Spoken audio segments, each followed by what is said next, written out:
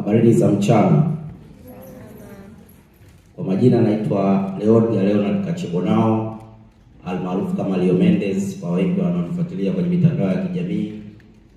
Ni kijana mdogo kama nyie, kwa wengine kaka, kwa wengine ndio tukaona miaka sawa. Na mimi na kaka zangu labda hapa na dada zangu na waona hapa. Kimsingi matumizi bora ya mitandao ya kijamii ni mimi ukiniuliza kuhusu mitandao ya kijamii ndio imeniweka hapa nilipo leo. Lakini matumizi yako sahihi na ambayo naweza nikasema pia ni Mwenyezi Mungu kunipa yale maono. Kwa sababu kwa leo nitazungumzia namna ambavyo mitandao ya kijamii, najua kaka yangu hapa Tom amezungumza kwa upande wa biashara na ilipombadilishia maisha, na dada yangu pale amesema namna alipokuwa akibrand kazi zake na ambapo ameweza kufika. Lakini mimi